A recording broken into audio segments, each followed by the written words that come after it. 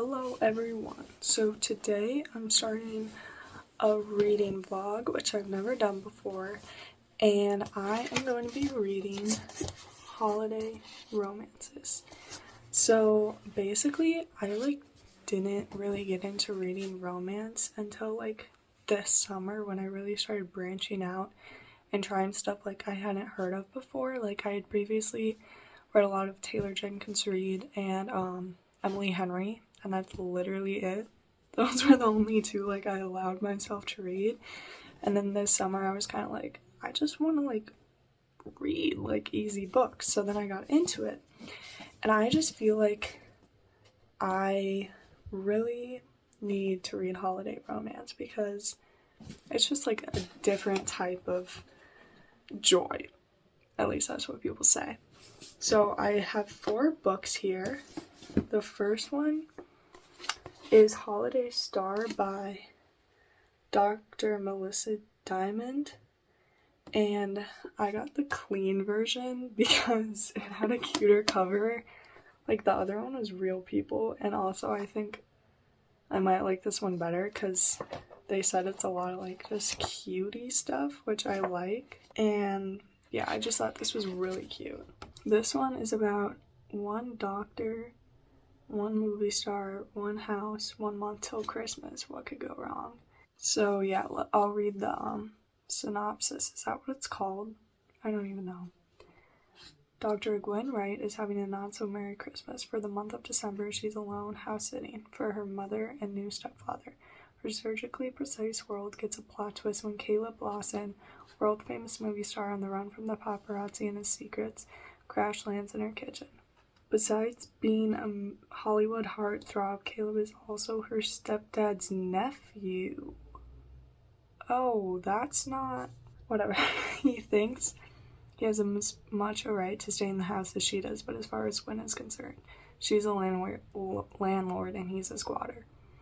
Forced to share the small space, Gwen is drawn to the moody celebrity. For sure, sometimes he can be a Grinch, but when Caleb finally touches Gwen, it makes her jingle bells ring. Ew! Okay. But the future looms like a foggy Christmas Eve. With no red-nosed reindeer to guide them, can Gwen and Caleb overcome their differences? After all, she's ordinary and he's a star. Enemy to lovers. But they're so cute. I haven't really heard anything about this, so we'll see. And then I have heard good things about this. Lovelight Farms by B.K. Borison. So this one, yes, it's the fake dating trope. So, a pasture of dead trees, a hostile takeover of the Santa barn by a family of raccoons, and shipments that have mysteriously gone missing. Lovelight Farms is not the magical winter wonderland of Stella Bloom's dreams. In an effort to save the Christmas tree farm she's loved since she was a kid, Stella enters a contest with Instagram famous influencer. There's no way. Do you guys know I just said I read TJR? Evelyn St. James. Genuinely tweaking. What could have been? If you don't know, I don't think it's purposely a reference, but it's Evelyn Hugo, but with the last name of Celia St. James. Anyway, with the added publicity and the $100,000 cash prize, Stella might just be able to save the farm from its financial woes. There's just one problem. To make the farm seem like a romantic destination for the holidays, she lied on her application and said she owned Lovelight Farms with her boyfriend. Only there is no boyfriend. Enter best friend Luca Peters. He just stopped by for some hot chocolate and somehow got a farm and a serious girlfriend in the process. But fake dating his best friend might be the best Christmas present he's ever received. Oh, this is gonna be cute. I really love romance on a farm. Then I've also heard really good things about this one. Holiday Romance by Catherine Walsh. Molly and Andrew are just trying to get home to Ireland for the holidays when a freak snowstorm grounds their flight. Nothing romantic has ever happened between them. They're friends and that's all. But once a year for the last 10 years, Molly has spent 7 hours and 15 minutes sitting next to Andrew on the last flight before Christmas from Chicago to Dublin, drinking terrible airplane wine and catching up on each other's lives. In spite of all the ways the two friends are different, it's the holiday tradition neither of them has ever wanted to give up. Molly isn't that bothered by Christmas, but in another way, they're total opposites. Andrew is a full-on fanatic for the festive season, and she knows how much getting back to Ireland means to him. So instead of doing the same thing and just celebrating the holidays together in America, she does the stupid thing, the irrational thing. She vows to get him home. And in time for his mom's famous Christmas dinner. The clock is ticking. But Molly always has a plan, and as long as the highly specific combination of taxis, planes, boats, and trains all run on time, it can't possibly go wrong. What she doesn't know is that as snow falls over the city and over the heads of the two friends who are sure they're not meant to be together, the universe might just have a plan of its own. So friends to lovers, well, yes. And also, like, this has to be the cutest cover. That's actually so cute. And then lastly, which Reese's Book Club, so that's a good sign, One Day in December by Josie Silver. Lori is pretty sure Love at First Sight doesn't exist anywhere but in the movies, but then through misted up bus window one snowy December day, she sees a man who she knows instantly is the one. Their eyes meet, there's a moment of pure magic, and then her bus drives away. That's my type of delusion, by the way. Soon they're fated to find each other again. Lori spends a year scanning every bus stop and cafe in London for him, but she doesn't find him, at least not when it matters. Instead, they reunite at a Christmas party when her best friend Sarah giddily introduces her to her new boyfriend to Lori. It's Jack, the man from the bus. It would be. What follows for Lori, Sarah, and Jack is 10 years of friendships, heartbreak, missed opportunities, roads not taken, and destinies reconsidered. One Day in December is a joyous, heartwarming, and immensely moving love story to escape into, and a reminder that fate takes inexplicable turns along the route to happiness. This is, by the way, the only one I read the synopsis for. I don't do that. I go off suggestions, and then for this one, it came up when I bought these other ones on Amazon, and I thought it was cute. Guys, tell me that's not Taylor Swift. So I'm really excited to start getting into these. I'm going to read this one first because I actually heard about it on like this one, and I want to make sure I start good so I don't get into a slump on accident. So these are for later. So I'm going to start this one today and update you guys when I get a good chunk into it. And then once I finish, like, I'll debrief, and then I'll do that for each. Once I finish all of them, I'll tell you guys which one I think is the best, or if they're all really good, just say read them all. So yeah, see you when I'm invested. Hey guys, it is the next day, and I'm halfway through with this, but it's only been in one sitting because I just had a lot to do, like, with decorating the entire house for Christmas. But this is really good. Like, 175 pages in one sitting is actually kind of crazy for me. I don't want to give spoilers in this video because I want it to be more of like a recommendation video if I end up liking these. But I do really like this. Right now, specifically, like, I don't have any problems with it. It's really good. I really like the friends to lovers, and I really like that it's in like a small town on a farm. What's crazy to me, I guess it's kind of crazy because like we're so far through and like the main point of why they started fake dating hasn't happened yet, which is kind of weird, but like the build-up is also very important. I just didn't think it would be. I also like that there's like a mystery element to it. Regarding the farm, I don't want to like say what it is because that would be spoiling, but yeah, I didn't expect that, so I really like that too. I'll talk to you tomorrow after I'm done with it and we can discuss. Hey guys, I'm back in my dorm now, but I finished this morning. I just didn't like have a chance to film because I had ballet. And I thought that it was really, really good. Yeah, I thought this was really good, and I don't know who was gonna tell me it was a series. I know what the next one's about. It's one of those, like, things where it's, like, each relationship has its own book, which I've never read before, so I think that's really cool and interesting. And so I don't know, I might get it. I don't know. I'm not going to include it in this video if I do, but I think I might, because I really love these two and I just want to see more of them. So yeah, I really liked it.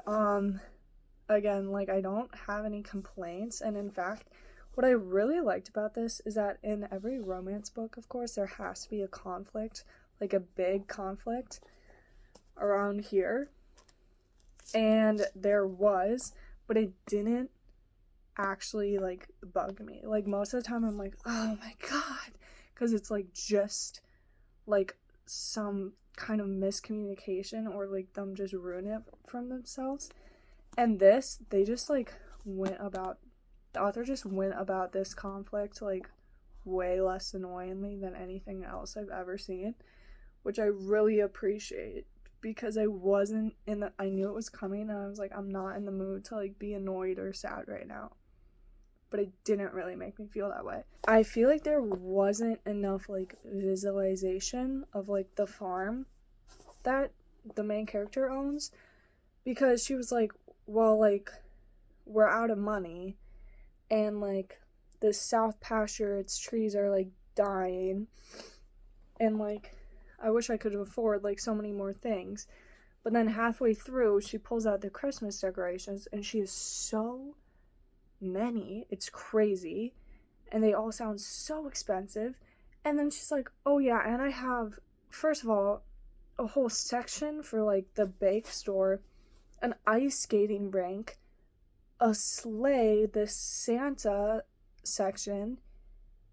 And I was just like, since when did you have all this? Like, I thought you were poor. I thought this was literally just trees. I wish that the scenery had been more described earlier on, so I could have pictured it correctly, but I still really liked it.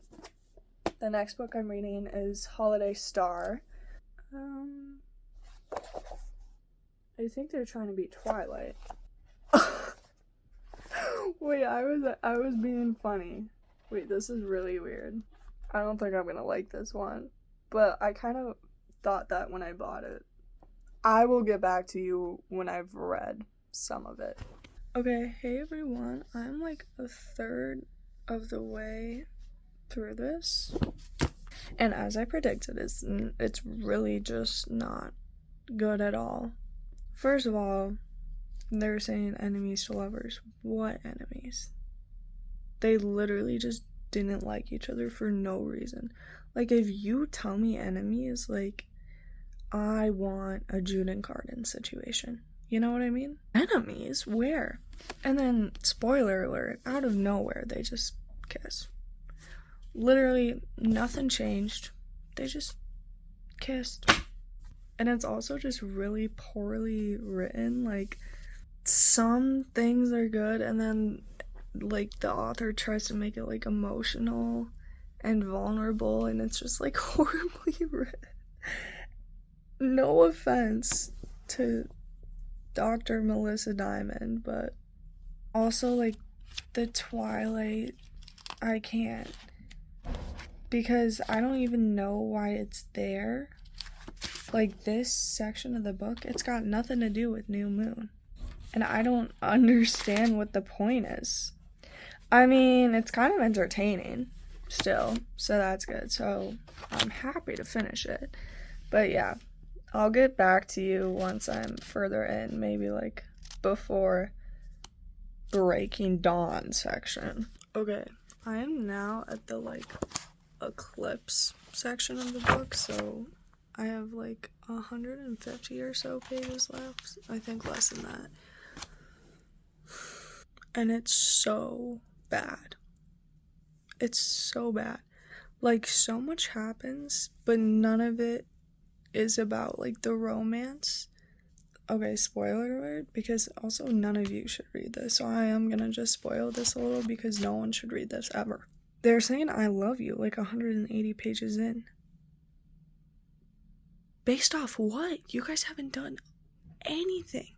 You guys haven't like had any development in your relationship. And before that, they were like fighting, because he never told her anything about him. You haven't told him anything about you. And also, you never asked, like, what is this fight about? This is all your fault. What? It's really, really bad. I'm gonna get through it so I can tell you guys about it, but it's really bad. Hey everyone, so I finished this last night, and you know, it might have gotten a little better, but not much. So yeah, I would say, like, don't read this. My complaints were that, first of all, they're related. I don't care if it's not blood related. It's still weird because this isn't like the 1700s. Sorry. And another thing that I kept forgetting to mention, but really, really bugged me, was that she kept saying she had, like, problems with people leaving her, and, like, that affected her relationships. And it all started when her dad left her, but her dad died. Like, it's not like he left her, he died. In Lovelight Farms, she had an issue with that too because her dad actually left her. Also, like, these aren't, like, spoilers. It's just, like, they are mentioned at the beginning of the book. Like, it's in every book I read now these days. But, like, she does not have the option to say that. It was just weird. And it wasn't very good, still, for all the issues I said before. I don't even know what I said. I don't really want to talk about this, but I do also feel bad for, like, bashing it so much.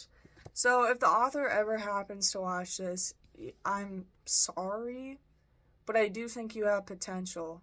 You just needed to go to a couple workshops. But anyways, I'm done talking about that. I'm gonna read Holiday Romance next by Catherine Walsh.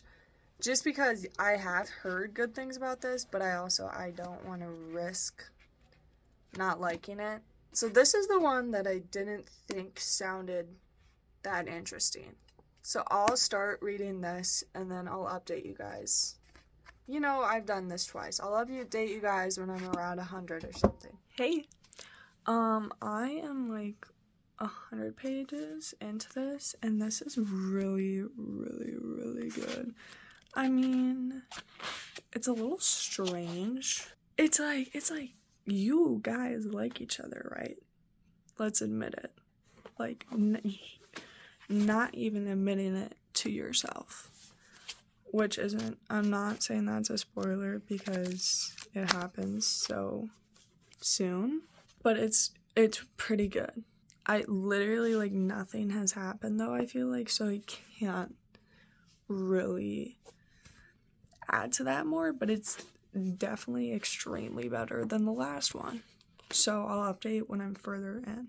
Hey guys, so I never updated you when I was, like, closer to the end of this, but I just finished it, and it was really, really, really, really, really, really good. I really liked it. I think that they had great chemistry, unlike the last one, and it was very well written. And, like, I just, like, liked a lot of aspects of it, like the characters and the locations, because they have to, like, travel a bunch of locations to get home, and I just liked that, like, you got to see all those places, like, sometimes not in very much depth, but it was really fun. I feel like it's not that big of a spoiler, so I'll tell you my favorite part. My favorite part is when they were in London, just because it was just really fun and funny and cute. I feel like the only issue with it is that the timing was kind of weird. When they had moments, it was, like, at weird points of the book. I think that I set myself up for failure reading Lovelight Farms first because it was just so good out of nowhere, like, completely unexpectedly good, and it was, like, literally perfect. So I think I had some trouble getting through the last one especially, but also in comparison to this one.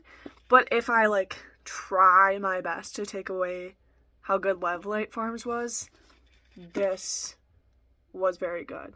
It was very good, and I can see why everyone likes this and recommends it. The only thing is I wish that there was more at the end. Like, it was kind of like the climax and then not enough. But maybe that's just me and, like, being a fanfic reader at heart. Like, I always need more. So take that with a grain of salt, but I still really like this. Next is going to be One Day in December, and tomorrow is the first day of December, so it's okay that I'll start reading it tomorrow. So I'll get back to you once I've read a chunk of it. See you then. Hey everyone, I'm back home, and I'm like 160 pages in to One Day in December. And this is everything. This is everything to me. I'm already like a changed person. Like, this is like high stakes compared to every other romance novel ever. Like, this isn't a romance novel. This is like a painful, like, this is a book. Everything else is like published fan fiction. I read 100 pages of this before I went to bed last night, and I didn't think I would be able to get into it because I was so tired. All of a sudden, it's been an hour, I'm 100 pages in. What? Oh my god, it's so good. I can't tell you anything about it yet because I'm too concerned. So I'll get back to you when I'm farther in. Hey guys, we're back where we started. So I finished this book without updating again because I stopped at a very bad place. Tears were streaming down my face and I couldn't talk about it, so then I just finished it. But this was so good. As I just said, I cried. I cried there and then at the end, and none of these other books made me cry. And usually it's a good sign if I cry. It was so good. I don't have any complaints. The way that the main characters are literally perfect for each other, the way, like, you can so easily picture yourself there. Like, you don't even notice, but, like, the visualization, everything, it's literally perfect. The characterization of every single character, perfect. Oh my god. It's perfect. It is perfect. And I didn't really, it's not really, like, a typical, like, romance book, as in the sense of, like, how these are. It's definitely more, it is a romance book, but it's more in a, I honestly, like, in a Taylor Jenkins Reid way, like, but not in, like, a Daisy Jones or Seven Husbands way, like her other stuff, like After I Do way. I don't know. They're just, like, different to me. Like, since they're so much more, like, well written, they're, like, more than a romance book to me. Another example of that I would think would be, like, In 5 Years, because this was really good and it's, like, beautifully written, like, it's a romance, but it's, like, more. Every single, like, relationship, like, friendship-wise too, and, like, family-wise, literally so good, so perfect, and it's just, like, heart-wrenching.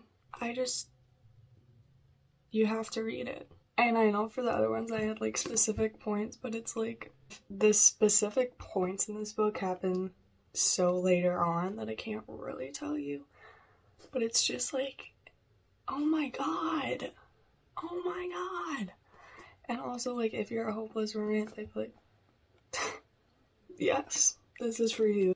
Sorry, I wish I could say more, but it's just so good, and you just have to read it. So, I mean, I said what it was about in the beginning, and it's literally just that. Her seeing this man outside a bus, they, like, fall in love instantly, but they don't do anything. They're too, like, starstruck. And then it goes through 10 years of them not being able to get together. So, I really wish I could say more. You'll just have to read it. You'll just have to read it. But, now I will rank them. I feel like I've talked so much about each book individually, I don't think I'll mention stuff again. I'll just rank them. But obviously at last we have Holiday Star, because it was terrible, and I would not recommend that. Then we have Holiday Romance, which it was really good actually, and I would recommend it even though it's kind of low down. And then we have Lovelight Farms, which I was yapping on about this whole video, so obviously I recommend it. It's so good, and I wish I could put it at first place, but it's like first place like in this type of like romance book category, and then this is on its own, but this is first of the ones because it's so good. So yeah, definitely read all of these. I would say in order, maybe read this week that you're watching, then read this the next week, and then read this the next week, and then it's Christmas. So I hope you enjoyed this video. I'm also planning to do this for like spring break and summer probably. So yeah, I really hope you enjoyed, and definitely go pick up those 3 books, not the 4th one. And yeah, I'll see you guys next time.